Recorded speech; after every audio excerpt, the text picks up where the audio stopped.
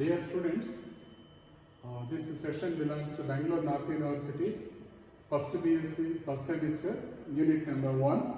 Topic is Principles of Analytical Chemistry, session 2. Now the session 2, the topic is acid treatment of dissolving samples and also rules of work in analytical laboratories.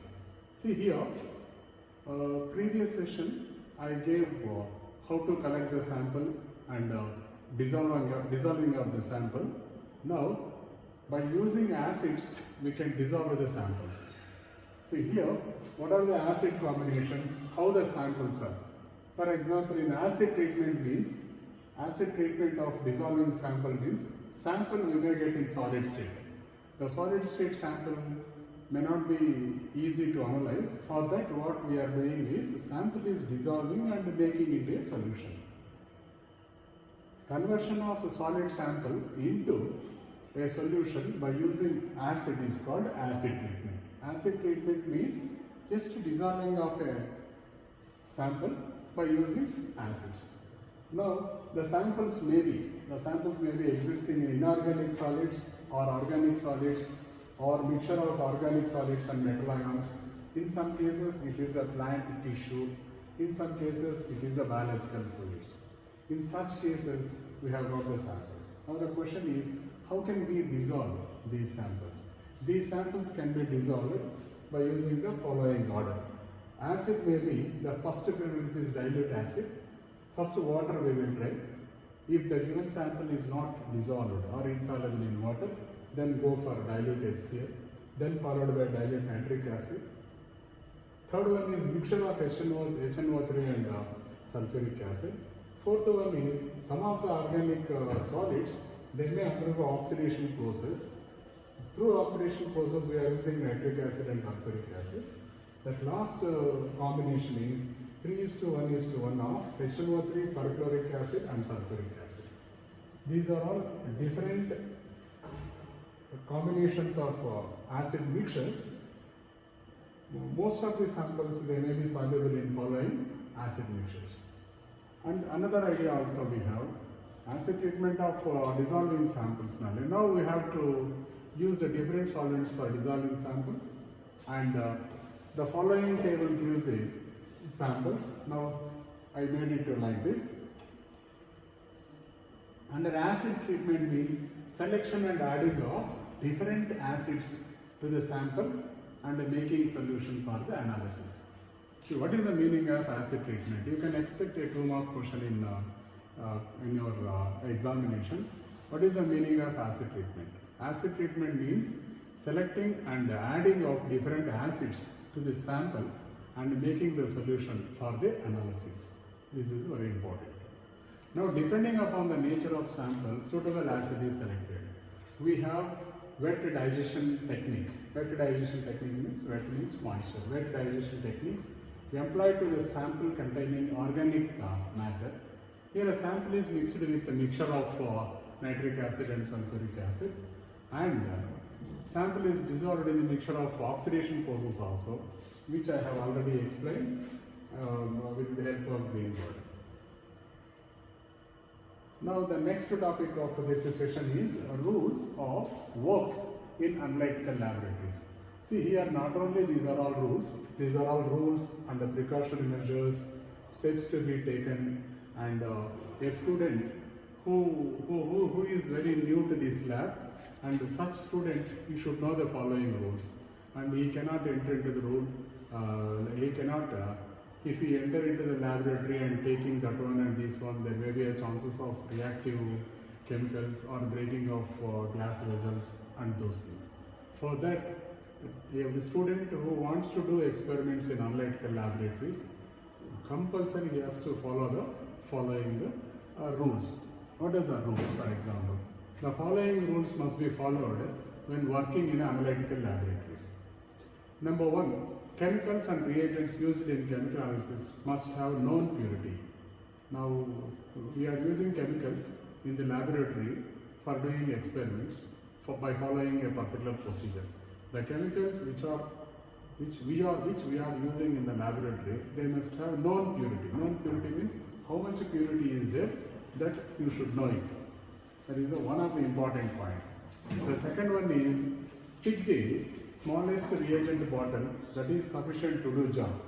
That means pick the smallest reagent bottle that is sufficient for this one. Don't take the reagent bottle, reagents in a very big reagent bottles like half liter or 1 liter like that. By taking the bottle, by taking the bottle, a small bottle, what is the use of small reagent bottle? Just it can be easily handled.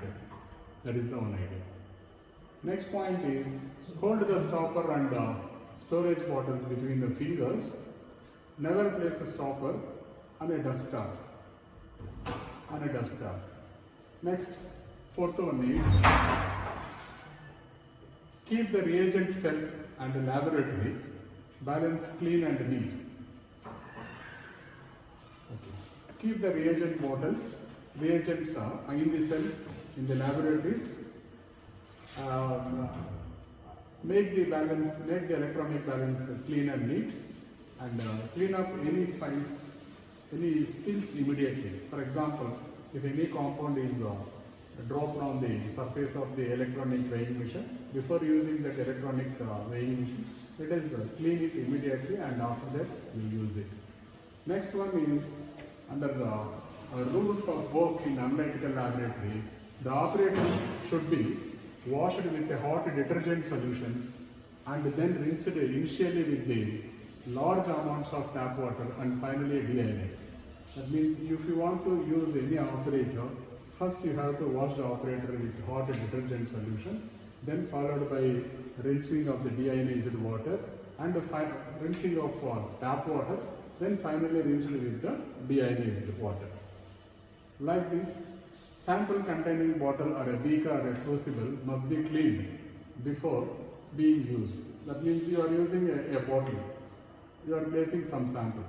See, the bottle or weighing bottle, if you are using, it should be very clean and dried. Otherwise, if you put sample, the sample may be contaminated. The obtained results may not be expected results.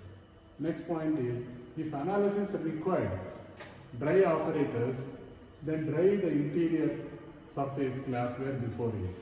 In some cases, take the dry test tube. For example, when you add the sulfuric acid, you have to take dry test tube. Dry test tube means inner wall should be dry, but not the outer walls. Now, you have to ensure that the inner wall of that test tube should be dry. For that, you can use hot air ovens. In same way, the next point is use organic solvents such as methyl ketones or acetones to remove greasy films. For example, you have taken a conical flask, it has an oil mark. You want to remove that oil mark, you have to use either ether or acetone. From ether and acetone only you can remove the greasy films or greasy dots. Be careful when you use electronic analytical balance, which is highly delicate. When you are in front of electronic analytical balance, don't handle hardly or irregularly, and you have to use this balance very carefully because it is highly delicate. Weighing bottles are used for the weighing purpose and storing solids. Before these, they must be cleaned, rinsed and dried. Anything if you want to use in the laboratory for the experiment purpose, the using glass operator must be cleaned, rinsed and dried. Drying the sample or solids, desiccators can be used. You know, as I told you, desiccators are made up of with a glass vessel. It has one glass lid also. Inside there is a ceramic plate having some holes. Under that there is a anhydrous calcium chloride.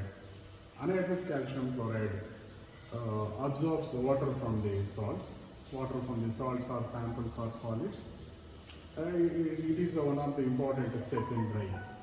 Laboratories must have cleanness and neat. See, the laboratory, it should be very clean, and you have to maintain cleanness and neatness also.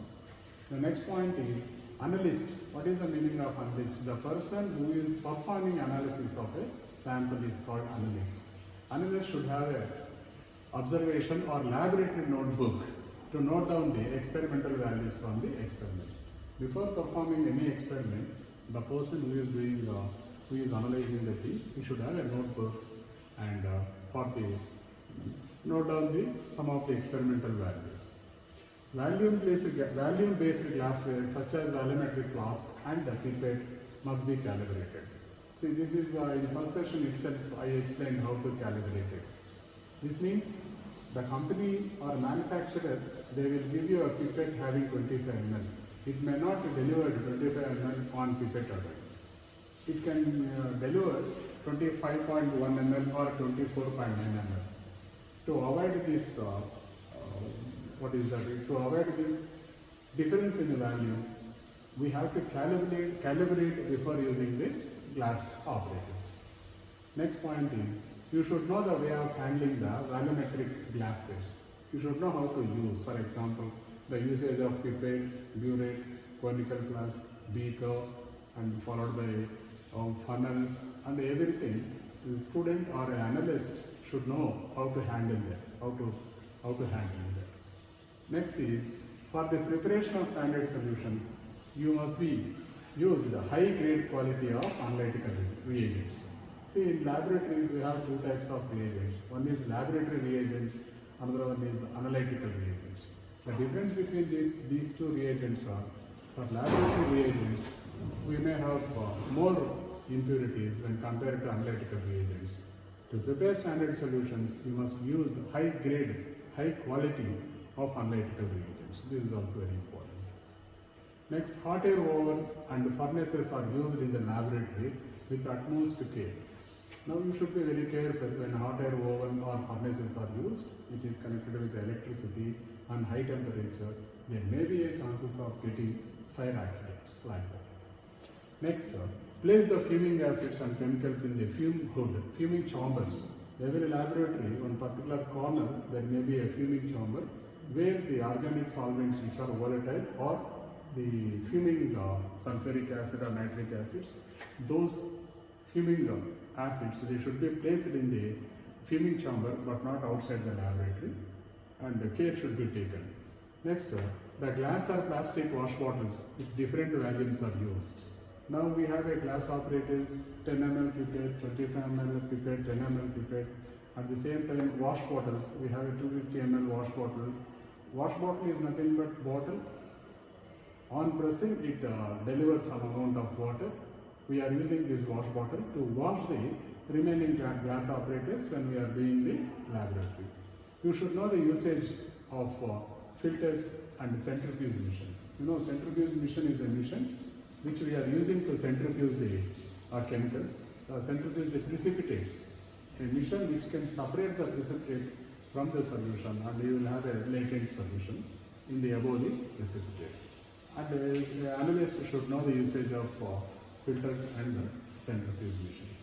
What I have given nearly 19 to 20 rules.